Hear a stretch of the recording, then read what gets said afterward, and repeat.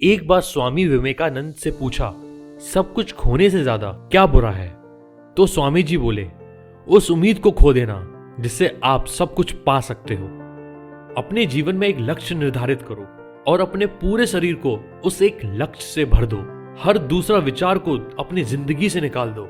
यही सफलता की कुंजी है। हम लाखों लोग सर एपीजे अब्दुल कलाम को अपनी इंस्पिरेशन मानते हैं। क्या आप जानते हो एपीजे अब्दुल कलाम की इंस्पिरेशन स्वामी विवेकानंद जी हैं? और सिर्फ यही नहीं, लाल बहादुर शास्त्री, निकोला टेस्ला, सुभाष चंद्र बोस और भी कई महान लोगों की इंस्पिरेशन थे स्वामी जी। आज मैं आपको स्वामी जी के जीवन की कुछ ऐसी कहानियां सुनाऊंगा जिसको सुनकर आप अपने जीवन में कुछ अच्छे बदलाव ला सकते हो। एक बार स्वामी विवेकानंद जी तीर्थ यात्रा के लिए काशी पहुंचे। वहां विश्वनाथ मंदिर के सामने कुछ बंदर घूम रहे थे। जैसे ही स्वामी जी वहां से निकले तो वो बंदर स्वामी जी के पीछे पीछे चलने लगे। धीरे धीरे स्वामी जी ने और तेज चलना शुरू किया।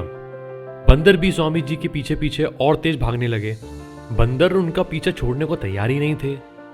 ये देखकर एक आदमी ने आवाज लगाई, भागो मत, इनका सामना करो।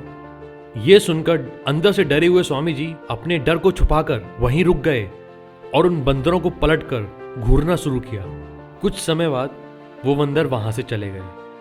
इस घटना को देखकर स्वामी जी ने एक बहुत बड़ा ज्ञान सीखा कि इन्हीं बंदरों की तरह होते हैं हमारे नेगेटिव थॉट्स, जिनसे हम डरते हैं। जितना ज्यादा हम इनसे डरेंगे, ये हमें उतना ही और डराएंगे। इसलिए हमें अपनी परेशानियों से और नेगेटिव थॉट्स से डरने की बजाय इनका डटकर सामना करना चाहिए। Second story. एक बार की बात थी, अमेरिका में विश्व धर्म सभा में स्वामी जी को बुलाया गया। इसी सभा ने स्वामी जी की कुछ बातों की वजह से अमेरिका में स्वामी जी को प्रसिद्ध कर दिया।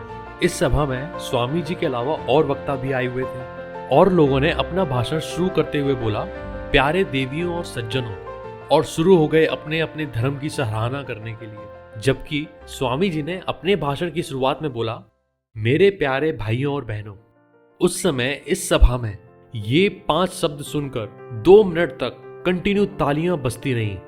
ऐसा उस समय पहली बार हुआ था कि किसी व्यक्ति के मात्र 5 शब्दों ने 120 सेकंड तक पूरी सभा में तालियां बजाई जा रही हों। स्वामी जी की दयालुता और प्रेम भाव को देखकर तो कई लोग रो तक गए थे।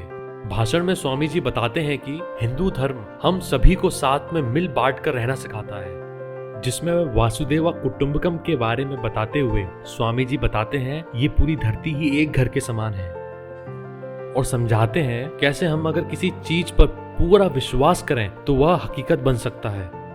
भाषण खत्म होने के बाद एक विदेशी महिला ने स्वामी जी को रोककर इस बात की पुष्टि करनी चाहिए कि ऐसा कैसे संभव है, मात्र किसी बात को सोच लेने से वो हकीकत बन जाएगी। तो स्वामी जी उनको बोलते हैं, आप चाहें तो अपने सामने इस बड़े पहाड़ को भी हटा सकती हैं। बस आपको अपनी आंखें बंद करके पूरे विश्वास से ये सोचना है कि ये पहाड़ हट गया है। उसके बाद उस महिला ने यही किया, लेकिन आंख खोलने के बाद देखा तो वो पहाड़ वहीं था।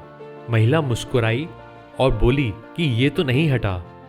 इस पर स्वामी जी बोले, तुमने आंख बंद करके जरूर यह बोला कि ये पहाड़ हट जाए, लेकिन तुम्हारा विश्वास तब भी यही था कि ये पहाड़ नहीं हटेगा। इसलिए जो तुमने सच में चाहा वो यह था कि जब तुम आंख खोलो तो तुम्हें ये पहाड़ वहीं मिले। इस बात को सुनकर महिला समझ गई और स्वामी जी से क्षमा मांगी। इस कहानी से हम ये सीखते हैं कि अगर हम किसी चीज पर सच्चा विश्वास रखें तो वो अवश्य होता है। Third story. एक बार स्वामी विवेकानंद जी और उनके गुरु स्वामी परमहंस जी एक यात्रा पर जा रहे थे। तभी रास्ते में उन्हें एक मूर्तिकार मिला जो एक पत्थर से मूर्ति बना रहा था। यह देख स्वामी परमहंस जी बोले, तुम ये क्या बना रहे हो?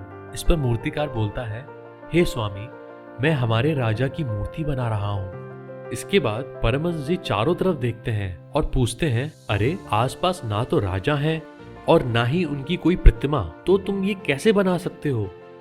इसके उत्तर में मूर्तिकार बोलता है, हे स्वामी, राजा की तस्वीर मेरे दिमाग में स्पष्ट रूप से बसी हुई है, उसके लिए मुझे उनकी कोई प्रतिमा की आवश्यकता नहीं।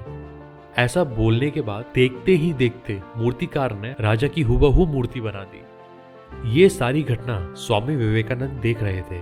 तभी उन्हें अपने कुछ सवालों का जवाब मिल गया। कोई भी इंसान किसी मुकाम पर पहुंचना चाहता है तो उसे अपने उस मुकाम की एक एक चीज उसके दिमाग में स्पष्ट होनी चाहिए, तभी उस मुकाम तक पहुंचा जा सकता है। दोस्तों, सिर्फ इस कहानी से ही नहीं, अपनी लाइफ के गोल को मैनिफेस्ट करना हमें कई और किताबों में भी मिला है। इस पर डिटेल में जानने के लिए मैंने एक वीडियो की लिंक आई बटन में शेयर की है, आप वहां जाकर देख सकते हैं।